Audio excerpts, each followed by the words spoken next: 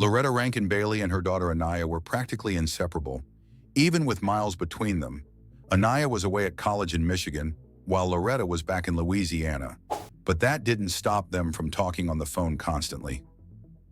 So when June 24th, 2018, rolled around and Aniya suddenly went silent, something felt off, really off.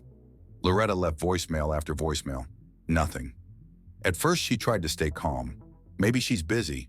Maybe her phone died. But after days of silence, she was completely overwhelmed, debating whether to call the police. That's when her phone rang. Relief washed over her for a split second. Maybe this was Aniya, finally calling back with a perfectly reasonable excuse.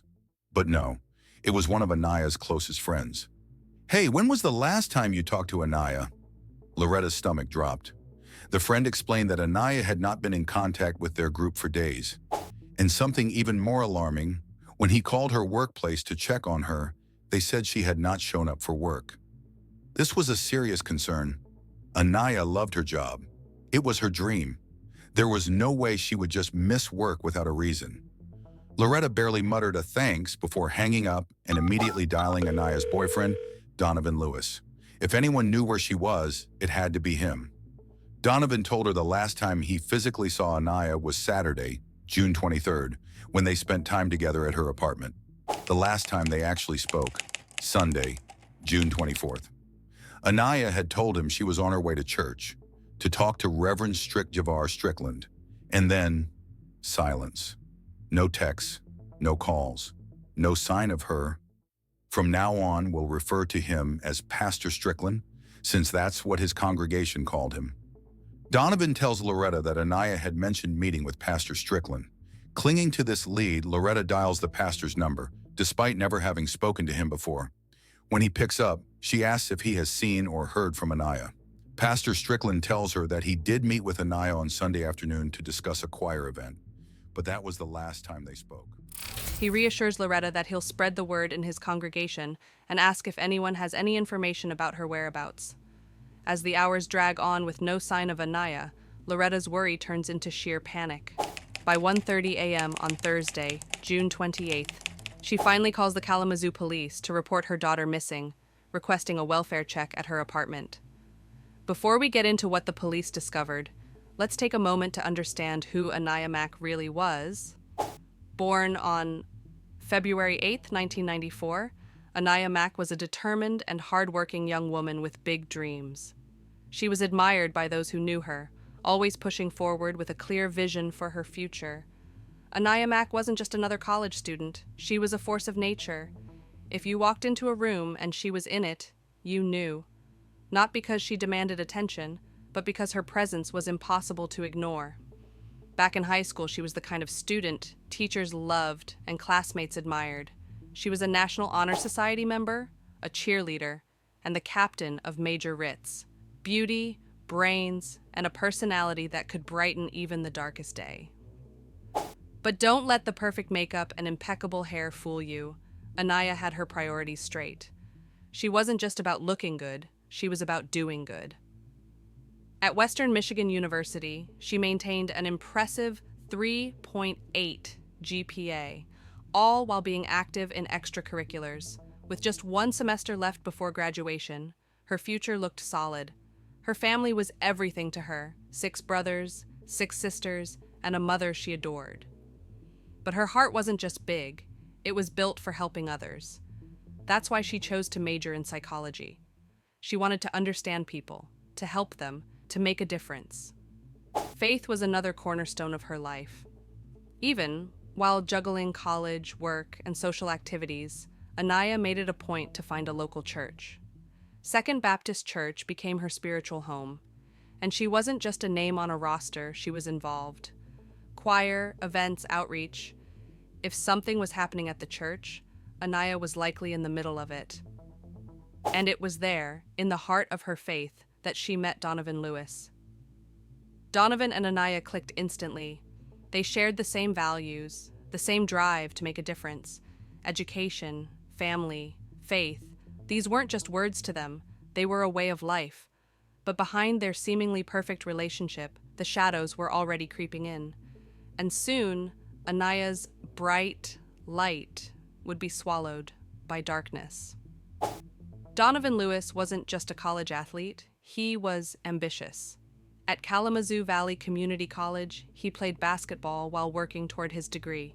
He had a plan, a future, in mind, and he wasn't about to let anything derail it. His relationship with Aniya wasn't just about love, it was about pushing each other to be better.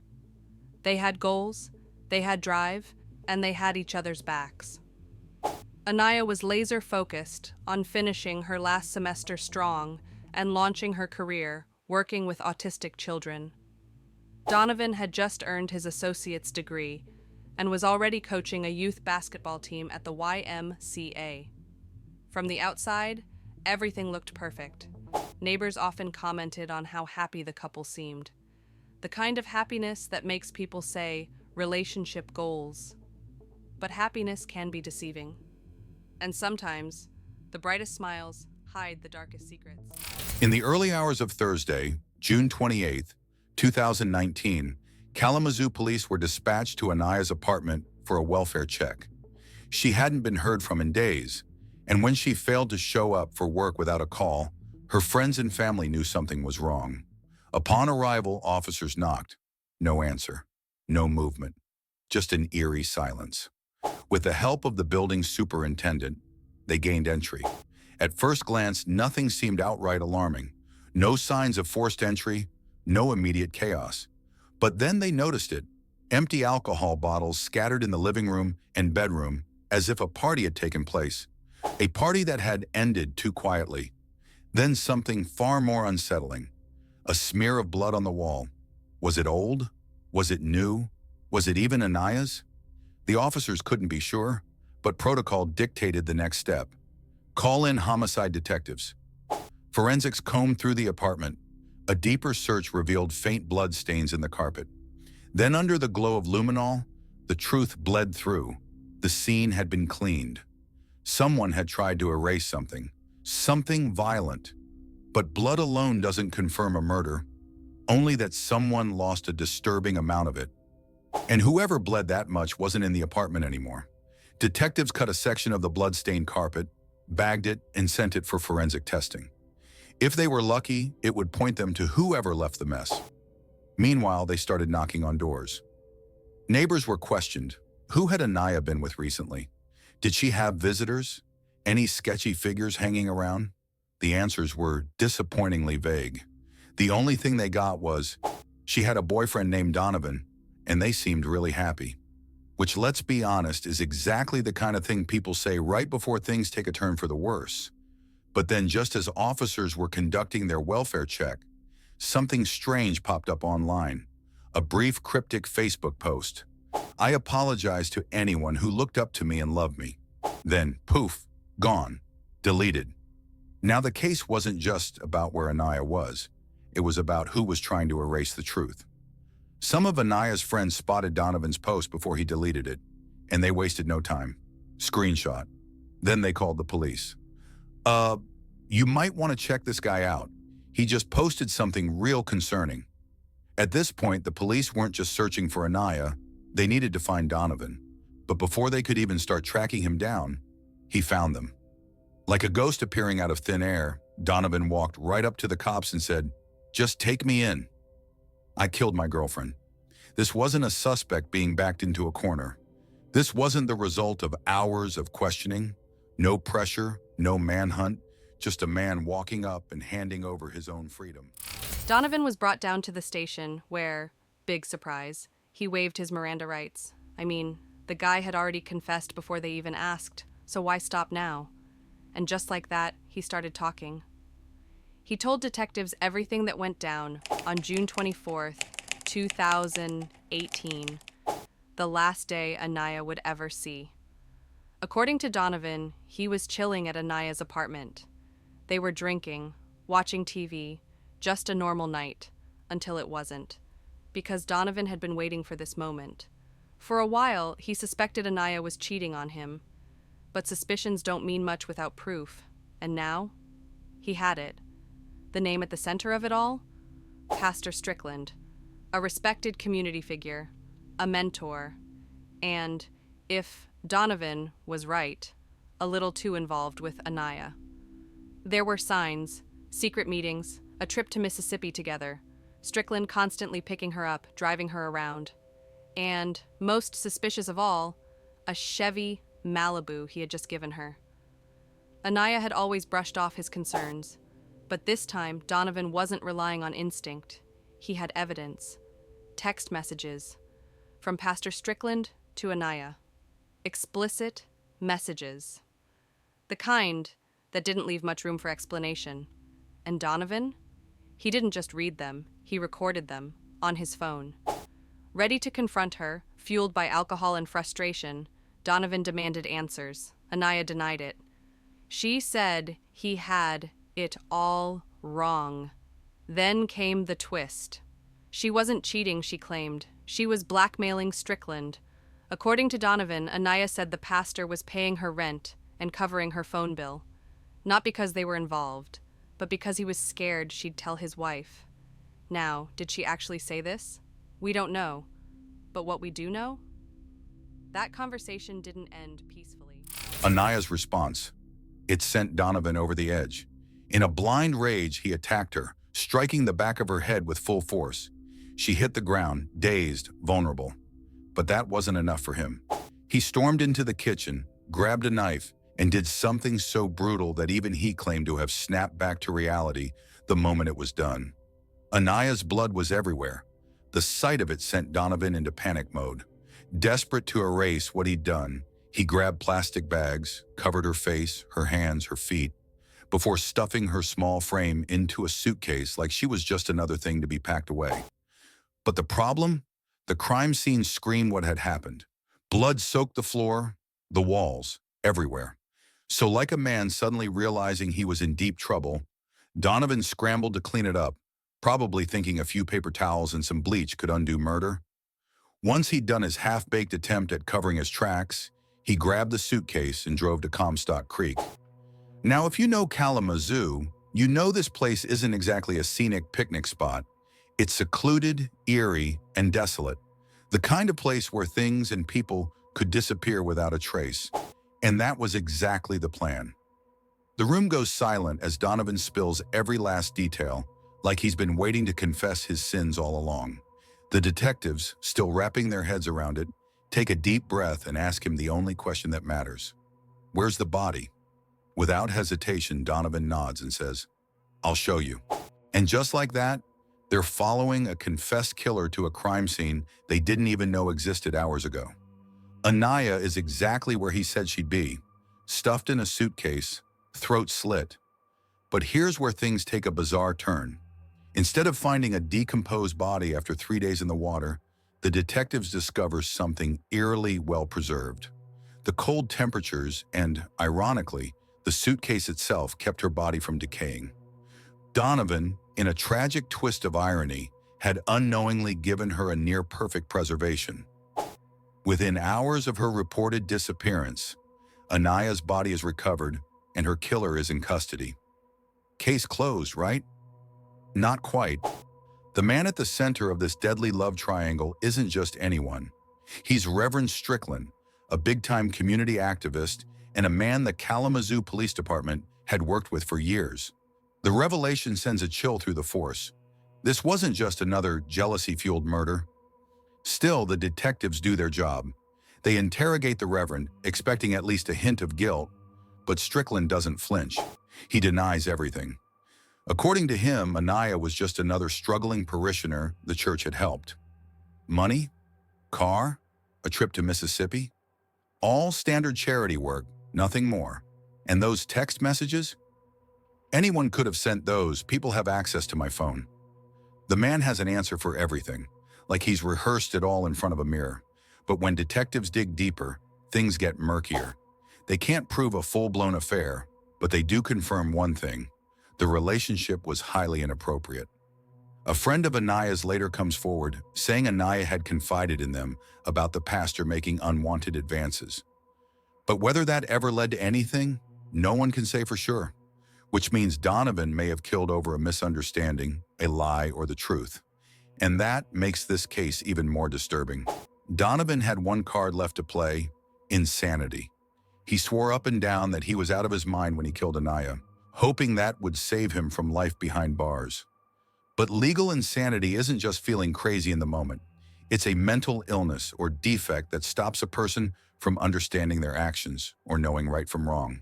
And let's be real, Donovan knew. How do we know? Because after he killed her, he panicked. He covered her body, stuffed her into a suitcase, and dumped her into a creek.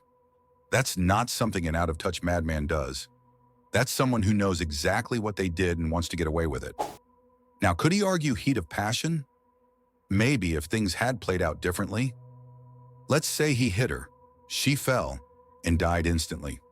A crime of passion defense might actually work. Sudden rage, no premeditation, just a violent reaction to a moment of emotional overload. In that scenario, he might have snapped out of it, realized what he'd done, and called the police in a panic. But that's not what happened. The autopsy was clear. Aniya didn't die from the blow to the head. She was still alive. And Donovan? He had a choice. Instead of stopping, instead of calling for help, instead of doing anything that would show remorse, he walked to the kitchen, grabbed a knife, came back, and slit her throat. That wasn't rage. That was intent. And intent is what kills both the insanity and heat of passion defenses. You don't accidentally grab a knife and cut someone's throat. That's not a blind rage moment. That's a decision. And to top it all off, he sat in that interrogation room, calling it a confession, not an interrogation. No pressure, no tricks, just Donovan spilling every ugly detail like it was story time. So insanity, heat of passion, nice try. But Donovan wasn't crazy, he was just guilty. Donovan swore he wasn't thinking straight, that he had blacked out in rage. But let's break that down. In his own confession, he admitted, "After I slit her throat, after I saw the blood, I came to." Came to? So he's saying he snapped back to reality only after the damage was done. Fine. Let's play devil's advocate for a second. Let's say the adrenaline and alcohol had him so hyped up that when he stormed to the kitchen, grabbed a knife, and sliced her throat open, he genuinely wasn't in control. Even if we accept that ridiculous excuse, here's the real question. Why didn't he stop then? A normal person, someone who just had a true moment of blind rage, would have freaked out. They would have called the police, or at the very least, a friend. They'd be in shock, shaking, screaming, pacing the room. Not covering her body, wrapping it in bags, stuffing it into a suitcase, and dragging it to a creek like he was taking out the trash. That's not insanity, that's cleanup. That's cover-up. That's someone who knew exactly what they had done and wanted to make sure no one ever found out. Donovan had a choice: face trial or pull off the worst prison escape in history. Days before his trial in September 2019, he decided he just couldn't take it anymore. So naturally, he did what any rational person would do. He tried to scale the prison wall and escape. Now here's the funny part. He actually made it over. The man who, let's be fair, was athletic, college basketball and all, somehow managed to climb a barricaded wall topped with wires without a single scratch on him, like some kind of prison parkour expert. So, what does he do next? Does he disappear into the woods? Does he ditch his prison uniform, blend into the crowd, and make a break for freedom? Nope. He just walks down the street. And 33 minutes later, the police catch him strolling like it's a Sunday morning. No disguise, no getaway car, no nothing. And of course, he doesn't resist, because that's Donovan's thing. He never resists. He just confesses. And honestly, that tracks. Just like with Aniya, he didn't have a plan then either. He confronted her, lost control, and then just reacted. There was never a plan B, C, or D. And this escape attempt? Just another impulse decision with zero strategy, which is exactly why he never stood a chance. Donovan's grand escape lasted a glorious 33 minutes, and the reward for his effort? An extra 17 months tacked on to his sentence for felony escape. Not exactly the clean break he was hoping for. But here's where things took a turn. After his embarrassing attempt at freedom, his defense attorney made a desperate move, approaching the prosecution for a plea deal. Now, the prosecution wasn't exactly sweating. They had everything. Blood evidence, a full confession, a rock-solid case for first-degree murder. They didn't need a deal. They could win. But the prosecutor did something unexpected. He asked Aniya's family, would they rather sit through a brutal trial, reliving the most horrific moments of their loved one's murder? Or would they accept a plea deal and spare themselves that nightmare? They chose mercy, for themselves, and even in some way, for Donovan. The prosecutor didn't have to honor their request. He could have pushed for the maximum sentence, but he agreed. The deal, second-degree murder, 25 to 40 years, parole eligibility someday. And just like that, Donovan took it without hesitation. Meanwhile, Reverend Strickland, whose name had been dragged into the chaos, wasted no time distancing himself. Before the trial even began, he went straight to the media. Not to mourn Aniya, not to demand justice, but to shut down any whispers about his connection to her. Aniya Mack's memory deserves to be left intact. A noble sentiment on the surface. But in a case like this, what someone chooses to say, and more importantly what they don't, can speak volumes. And now, Aniya Mack has been reduced to nothing more than her pastor's mistress. This is the biggest injustice of all. Well, Reverend, I'd argue that murder might be a slightly bigger injustice. Because here's what's really unjust. Aniya Mack was more than any whisper, rumor, or scandal. She was a daughter, a sister, a friend. And while Reverend Strickland's words sounded noble, they reeked of self-preservation. Of course, we may never know the truth about his relationship with Aniya. But you know what they say, the dark has a nasty habit of spilling its secrets. And oh, did it spill. Just a few years after Aniya's murder and Donovan's sentencing, Reverend Strickland and his wife, Jas Monique Strickland, got a new title: felons. Their crime? Sex trafficking. Not a rumor, not a misunderstanding.